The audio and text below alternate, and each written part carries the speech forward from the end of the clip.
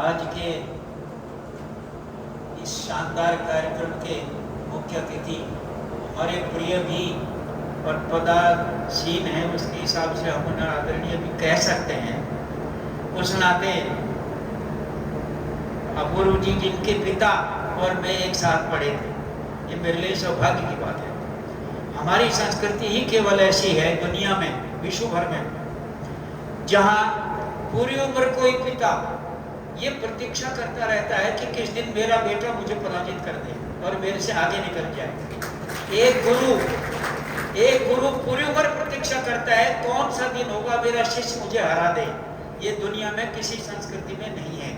हमारे अंग्रेजी पढ़ाने वाले बीएड के गुरुजी ने जब अंग्रेजी में हमें पढ़ाया कि टीचर टॉट का संबंध ये होता है defeat shall on here from none except my people your my son. मैंने हाथ उठा बड़े विश्वास से। गुरुजी ने कहा क्या बोलोगे अब? मैंने कहा सर ये अंग्रेज कथन नहीं है, क्षमा करें आपने और जिसने ये पुस्तक लिखी है दोनों ने महाभारत नहीं पढ़ा। महाभारत में लिखा हुआ है अन्यत्र जयम आकांक्षे पुत्रात् शिष्यात् पराजय। मैं संसार में हर जगह विजय की कामना करता हूँ, लेकिन बेटे और शिष्य से हार जाऊं, हे प्रभु वो दिन दिखाना। ये हमारी संस्कृति है। इसलिए हमारे बेटे जब हमसे आगे निकलते हैं तो हमें बड़ी प्रसन्नता होती है। हरिओम पवार का जिक्र आया एक वाक्य में, वो मेरे शिष्य हैं। उनकी पहली कविताएं मैंने ठीक की थी। एक और मेरा बड़ा प्रिय शिष्य है जिसे मैं जानबूझकर लाड में बदमाश चेला कहता हूँ, वो सारी दुनिया में प्रसिद्ध हो गया अब तो, वो है कुमार विश्वास, जिसकी छोटी छोटी कविताएं मैंने ठीक की।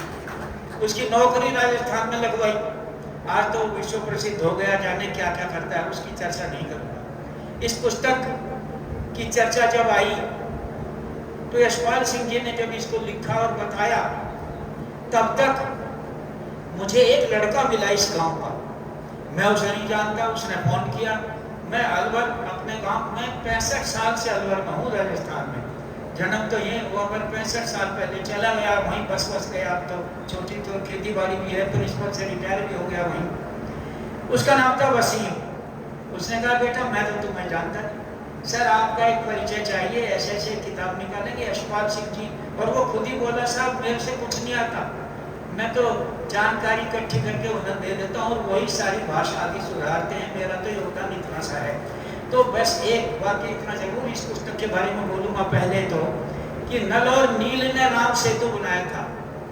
इंजीनियर तो वे थे जिन्होंने बनाया, लेकिन पत्थर धोकर कौन लाए थे? पत्थर नहीं होते नल और नील नहीं कुछ भी कर सकते थे, वो वानर सेना लाई थी।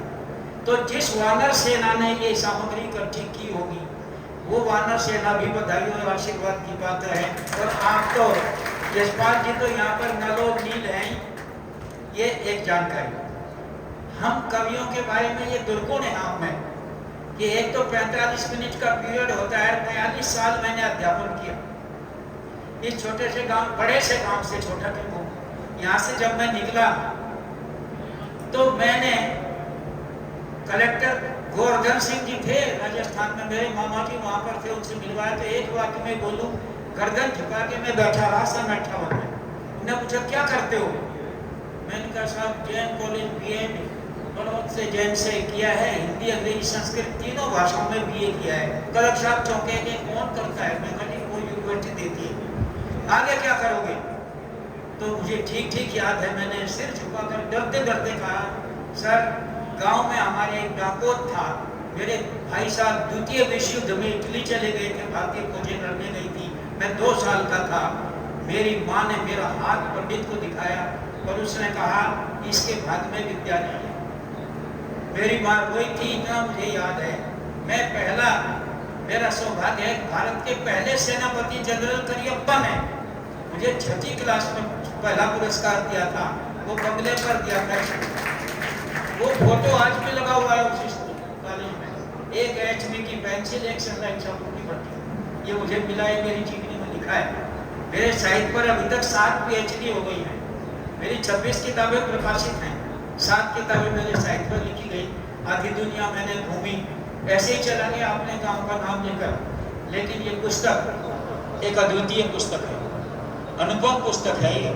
और ये एक ऐसा मील का पत्थर है जहां से आगे बढ़ा जा सकता है। इससे पहले डॉक्टर श्रीकांत भारद्वाज का नाम मैं लेना चाहूंगा इस भरी सभा में। उन्होंने 35 किताबें लिखी, अनुपम कवि हुए, इसके कुछ ही दिन पहले स्वर्गवासी हुए। उन्होंने यह किरछल है नाम से छोटी पुस्तिका लिखी थी। फिर उन्हीं के भतीजे डॉक्टर महेंद्र नारायण जी जो खेतड़ा से रिटायर हुए प्रिंसिपल से, उन्होंने सरदाना बेगम पर पीएचडी की जो अंग्रेजी में छपी। उन्होंने भी किरछल पर एक पुस्तिका लिखी और बड़ा ग्रंथ उसके बाद ये आया है। तो हम सब इस पुस्तक का स्कूल में स्वागत करते हैं। 2-3 बार इस पुस्तक को मैंने पढ़ा, जो करेक्शन करने थे किए। फिर मेरा जो प्रकाशक दिल्ली में था उसको मैंने कहा भाई ये कम कीमत पर छापनी है, हमारी पुस्तक है। मैं और मेरा बिना दोनों से छपाने के लिए देख रहे, ये पुस्तक आपके बीच में इस तरह से है। 2-3 छोटी सी बातें और बस, क्योंकि इस गांव से हम गए हैं। कौन है दुनिया में जो अपने गांव को प्यार नहीं करता, इसलिए गांव की बात तो करनी पड़ेगी। ये पुस्तक गांव पर है। भगवान श्री राम तो श्रीलंका में, लक्ष्मण ने कहा भाई अब तो विभीषण राजा हो गया, कुछ दिन रेस्ट कर ले हमारी सेना, और कुछ दिन रह जाए यहाँ। राम ने एक ही बात बोला था कि मैं अपनी स्वर्णमयी लंका न रोचते में लक्ष्मण है जन्मी जन्मभूमि स्वर्गा लगे। ये स्वर्ण की लंका मुझे सुहाती नहीं भैया, वहाँ चलो जो हमारी जन्मभूमि हमारी माँ है। मैं 2 बात और बोलकर दूसरी बात बोलकर ज़्यादा देर आपको परेशान नहीं करूँगा मैं, लेकिन थोड़ी जानकारी जो दिमाग में आती है, क्योंकि कवियों का ऐब है ये कि एक तो वो आधा घंटे में तो गला गर्म हो गया वीर रस के कवि का, 1.5 घंटा वो कविता बोले, और अगर वो अध्यापक हो 45 मिनट एक्स्ट्रा बोलता है क्योंकि पीरियड है। अगर मैं ऐसा नहीं करूँगा, पहले ही बता देता हूँ ऐसा नहीं करूँगा, तो एक छोटा सा इतना बोलूँगा। मेरा प्रिय, क्योंकि मैंने फिर ईश्वर की कृपा से तीनों भाषाओं में मैं करके बताया मेरी माँ के जीवन काल में, कि तू कहती थी ना कि तेरा बेटा पढ़ नहीं सकता, डाकोत ने कहा है। वो कहाँ है डाकोत? उससे कहे हिंदी अंग्रेजी संस्कृत तीनों में मेरे बेटे ने हल चलाते हुए एमए कर दिया। वो बेटा वो तो मर गया। मैं कहा वो मर गया, तू भी मरेगी किसी दिन, जहाँ मिले वहीं बड़ा पढ़ना। और कहना कैसे तूने कहा था गाँव के बेटे पढ़ नहीं सकते, क्यों नहीं पढ़ सकते गाँव के बेटे?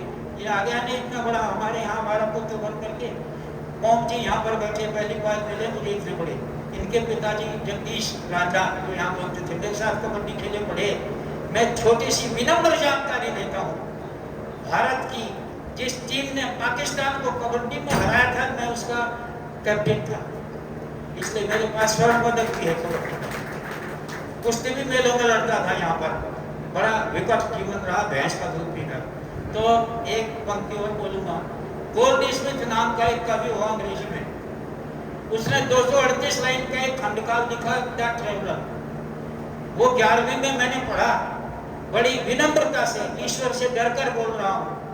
11वीं में पढ़ा, 238 लाइन का है। हो सकता है मैं 8 लाइन भूल जाऊं, पर मुझे अभी भी पूरा याद है जवानी। उसकी 4 लाइन बोलता हूँ, इस गांव से जुड़ी हुई है। 6 द्वीपों की यात्रा करने निकला था गोल्ड स्मिथ दुनिया में, और पहली पंक्ति लिखी जो हमारे गांव से जुड़ती है। उसने लिखा, रिमोट और fronted melancholy slope by lazy shelter wandering go, wherever I roam, whatever here to see, my heart untraveled turns to thee my brother। आगे नहीं बोलूँगा। कहता है, दूर दूर निर्जन प्रदेशों में मित्रविहीन घूम रहा हूँ, चक्कर काटती को नदी के किनारे, या मंथर गति से बहती हुई शैल नदी के किनारे में घूम रहा हूँ, लेकिन मेरे चरण तो यात्रा कर रहे हैं, पांव तो बढ़ रहे हैं, लेकिन मेरा हृदय यात्रा नहीं करता। मेरा हृदय लौट लौट कर, ये मेरे भाई तेरी तरफ लौट रहा है, जहां पर तू घर में बैठा अलाव ताप रहा होगा। तो हम कहीं भी चले जाएं दुनिया में, पंछी जितना उड़े आकाश दाना है धरती के पास, इतनी दुनिया हमने देखी, कहाँ कहाँ गए, क्या क्या पुरस्कार सम्मान पाए भगवान की कृपा से, आपके आशीर्वाद से, लेकिन किरछल नहीं भूला। इसको नहीं भूल पाएंगे, इसकी मिट्टी में हम बोलेंगे, कैसे भूल सकते हैं। मैं 4 पंक्ति पहले अपने गांव के बारे में बोलूँगा। वैसे मैंने 1 दर्जन गीत अपने गांव के लिए लिखे, पर 4-6 पंक्ति कुल बोलूँगा जो इस गांव के लिए कवि लिखे। और मेरी 26 पुस्तकों में एक में वो है, पर 4 पंक्ति बोलना आवश्यक है, क्योंकि कवि सम्मेलनों की कविता नहीं है जो कंठस्थ। वैसे बहुत विनम्रता से बोल रहा हूँ। मेरा रिकॉर्ड है, बिना कागज देखे तिवरी जोधपुर में। और बीजेपी वालों ने झूठ बोल के मुझे फंसा दिया था कि भाई साहब छोटा सा आयोजन है, मुझे नहीं पता था मंत्रिमंडल और पूरे बीजेपी के लोग हैं यहाँ। 3 घंटे 22 मिनट बिना किताब देखे खड़े खड़े बिना पानी पिए मैंने कागबार कर दिया। भारत में मेरा रिकॉर्ड है बिना कारण। लेकिन यहाँ गांव की बातें छोटी सी कुछ 4 पंक्ति यहाँ पर मैं पढ़ देना समझूंगा। मेरे गांव को जिस मिट्टी ने मुझे इतना दिया, उस मिट्टी के लिए कुछ पंक्ति में अपने ही लोगों को बोलना चाहूंगा।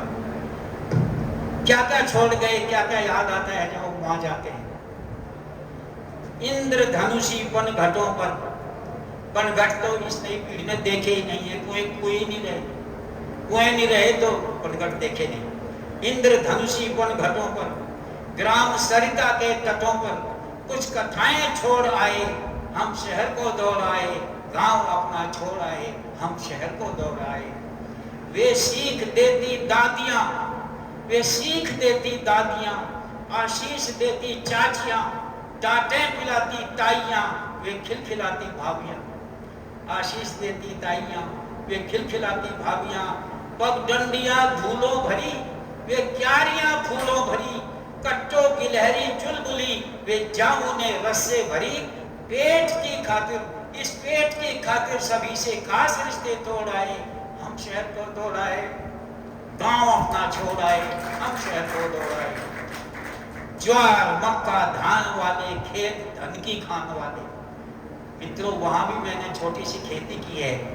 30 बीघा जमीन है छोटी सी मेरे पास, उसमें बोरिंग भी है, 610 फुट पर लगा नहर की तरह बहता है। आज भी शरीर में तो किसान का खून है ना, वहाँ आज भी मुझे फावड़ा चलाते देखा जा सकता है। 86 साल उम्र है मेरी। अमेरिका के लोग मानने को तैयार नहीं हुए, दूसरी बार में बाल बन के नहीं गया, ऐसे चला गया। हमने कहा जी शक्ल सूरत तो वही है, लगते तो वही हो। तब कुमार विश्वास को मैं लेके गया था, पहले उसने विदेश देखा। मैंने कहा भाई इंडिया में सफेद डाई चल गई है, और मैं सफेद डाई लगा के आया जो काली थी। अमेरिका वालों को भरोसा हो गया इंडिया ने बना दी होगी।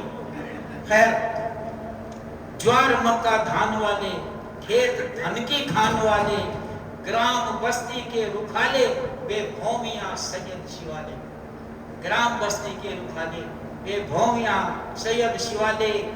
महारनी बेहद सुरीली, ये नई पीढ़ी तो जानती भी नहीं महारनी क्या होती है। महारनी बेहद सुरीली, उच्च स्वर में वे पहाड़े, और पाठशाला में गुरु जी को पढ़ाता छोड़ आए, हम शहर को दौड़ाए, गांव अपना छोड़ आए। और आखिर में पहुंचता हूँ, इसके जानबूझकर छोटा कर रहा हूँ।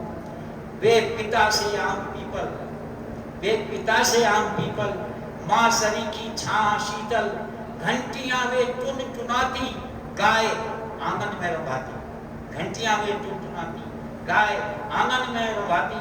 उछलते बछड़े बछेरे, पंछियों के वे बसेरे, और युवतियों की टोलियां वे शहद भीगी बोलियां वे। युवतियों की टोलियां वे शहद भीगी बोलियां वे।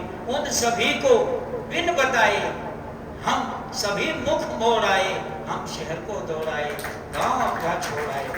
और अंत में पढ़ता हूं इसमें, शहर में मित्रों आपको लगता होगा ठीक है नौकरी करनी होती है पेट के लिए। मेरी अनपढ़ माँ कहा करती थी, बेटा ये पेट ना होता ना, वही माँ अपने बच्चों को परदेश नहीं भेजती। वही बोल रहा हूँ। शहर में क्या मिला?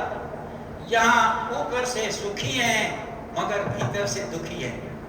यहाँ ऊपर से सुखी हैं मगर भीतर से दुखी हैं। पर्स तो मोटे मिले हैं, दिल मगर छोटे मिले हैं। पर्स तो मोटे मिले हैं, दिल मगर छोटे मिले हैं। रास्ते सोते नहीं हैं और घर यहाँ होते नहीं। रास्ते सोते नहीं हैं, घर यहाँ होते नहीं हैं। नित्य दफ्तर से यहाँ पर कुछ व्यथाएं ओढ़ाए, हम शहर को दौड़ाए, गांव अपना छोड़ आए, हम शहर को दौड़ाए। इस दृष्टि से मुझे ये बात कहनी पड़ी कि आखिर अपने इस गांव को कैसे भूला जा सकता है, इस मिट्टी को कैसे भूला जा सकता है। एक एक चीज याद आती है, ये पुरानी बातें। लेकिन भाई साहब ने, यशपाल जी ने जो मेहनत करके पुस्तक लिख दी है, ये मील का पत्थर साबित होगी, प्रस्थान बिंदु साबित होगी आगे के विद्वानों के लिए। और जैसे आप इसको पढ़ोगे लगेगा कोई स्थायी चीज लिख दी है। ये गांव है ना, गांव की संस्कृति भिन्न है। नाराज बहुत जल्दी होते हैं हमारे यहाँ पर ताऊ चाचा भाई भतीजे, कहते हैं हमारे कुनबे का तो लिखा ही नहीं, दुल्ली वाली चुपाट तो लिख दी, मेघान वाली छोड़ दी। अरे भाई कितना समेट सकता है एक व्यक्ति, अगला संस्करण आएगा, उससे आगे और कोई विद्वान आएगा, आपसे बेहतर सुनने वाले, हमसे बेहतर कहने वाले फिर पैदा हो सकते हैं, आगे भी हो सकते हैं। ये मैंने इसलिए निवेदन किया, ज़्यादा अधिक आपके प्राण में पीते हुए मैं चाहता हूँ, सोचता हूँ कि मेरे चुप हो जाने में ही अब भलाई होगी, क्योंकि दूसरी जो व्यवस्था है वो आपके दिमाग में घूम रही है। आप सबका आभार और एक बार आप सबका फिर धन्यवाद।